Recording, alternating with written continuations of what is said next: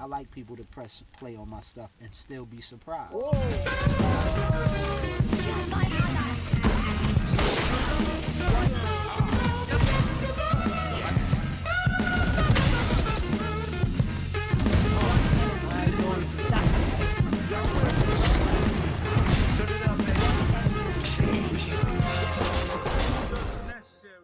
Hello everyone, I'm Phil the Void, and today we're going to talk about how to rank up fast and get out of gold.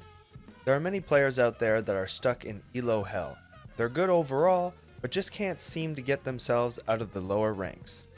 But today, I'm going to share with you how I did it, and how that can easily be applied to your playstyle and get you that pretty platinum and above.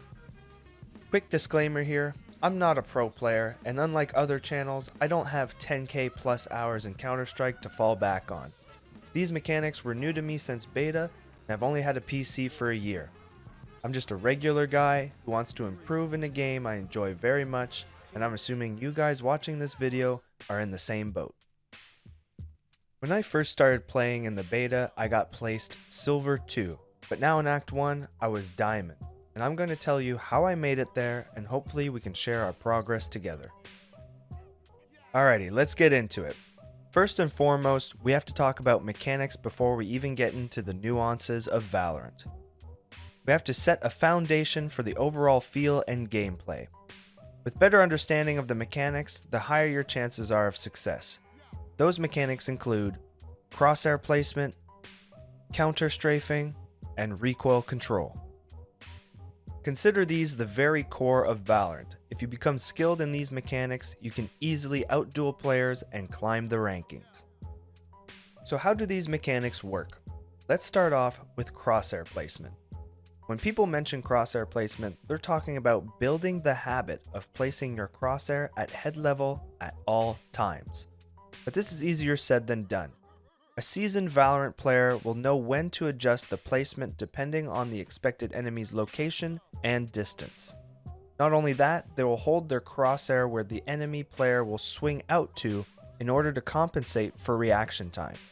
Here are some examples. Moving on to Counter Strafing. This one was a huge adjustment for me, and this is where you see CS players with an advantage. Learning Counter Strafing had an instant impact on my performance, and I'm still working hard on it. Like all mechanics, it takes time and practice. Unlike Counter-Strike, the movement isn't as punishing in Valorant, but properly Counter Strafing will still give you an edge against opponents who don't know how. This mechanic alone can get you out of really low ranks. Okay, here's how it works. Whenever swinging on an opponent, you are usually going to the right or the left. All you have to do is hold down the opposite directional button to come to a complete stop slightly faster than just letting go. Keep in mind, you want to be holding both directional buttons, not just pressing the opposite one. The reason Counter Strafing gives you an advantage is because Valorant has a movement penalty to your firearm's accuracy. The more you move, the less accurate you are. So coming to a complete stop as fast as possible means you get accurate shots off that much quicker. To the naked eye, you can't quite notice the difference between stopping naturally and Counter Strafing, but you can definitely feel it. Next we have Recoil Control. Recoil Control in this game is easy in the sense that you just have to pull down, but then things get a little crazy. You see, the recoil in Valorant is different from every weapon, but after a certain amount of bullets are fired consecutively, the pattern becomes completely random. So keep in mind that spraying isn't really the best option. Short controlled bursts is the way to go. The only real way to improve recoil control is to spend some time with those weapons in the practice range, get some time in with all of them. Now that you've had time to focus on mechanics, you need to learn the strategic side of Valorant, including the abilities of whomever you are playing, and that can be hard if you just play anyone on any map. You don't want to be a one-trick, but you also don't want to be someone who is a jack of all trades and a master of none. For example, I play 3 different agents, those being Phoenix, Sage, and Sova. I tend to play only those unless I'm making content for other agents, and it makes a big difference. I'm able to make quick decisions with their abilities when I usually would not be able to if I don't quite have a grasp on that agent's playstyle. So pick 3 agents you enjoy and believe you can be your most effective with. Obviously, it's going to take playing around to get a feel for it, but once you do, only play them as much as you can. You'll be surprised at the stuff you'll come up with while under pressure. If you're looking for beginner-friendly agents, think of Raze, Brimstone, or Phoenix. Okay, we're almost there. Now we have to move on to things a lot of people don't know or really think about that are easily costing you rounds and entire games. And it all comes down to teamwork and a little patience. Let's outline them real quick. We're going to talk about double peeking, trading kills, and crossfire. Double peeking is a normal thing to do in tactical shooters. It allows you to take out enemies more efficiently while lowering the risk of losing teammates one by one. Double peeking means you and a teammate swing or peek together in order to take out a known threat, increasing your chances of killing them since it's a 2v1 and minimizing the chances that an enemy player gets a kill and runs away. Sometimes double peeking does backfire, but most of the time it's shooting fish in a barrel or one of the teammates trades out the kill. Just call it out to a teammate, can easily win you rounds.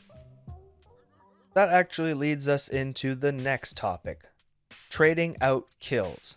This is very similar to double peeking in the sense that you're trying to stop the player who just killed your teammate from running away. However, this should be second nature, more of a reaction to a teammate being killed. Just make sure if you aren't in position to quickly trade out, don't force it because then it just becomes feeding. Trading out kills is more important on attack, but no matter what side you're on, it tends to work in your favor. A team who is efficient at trading out kills just has more chances to win rounds. To trade out a kill, all you have to do is peek another angle immediately after your teammate is killed to bring the round back to even numbers.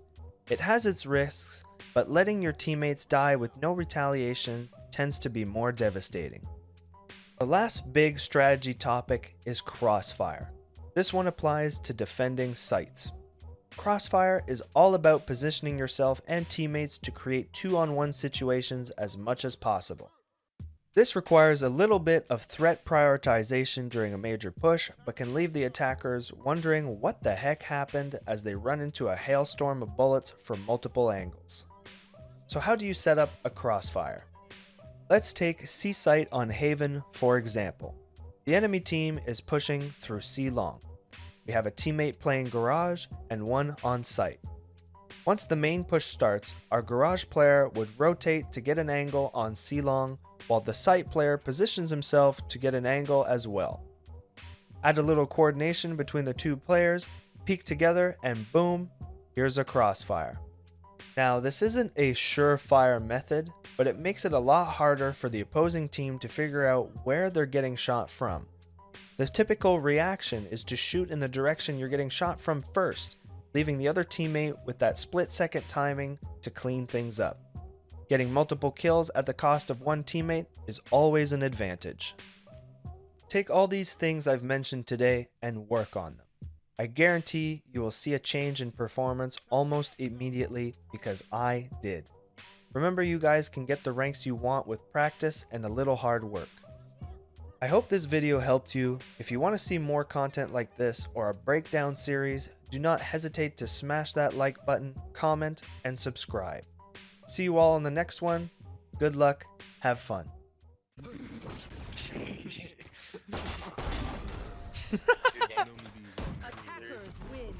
Did you see how I did that?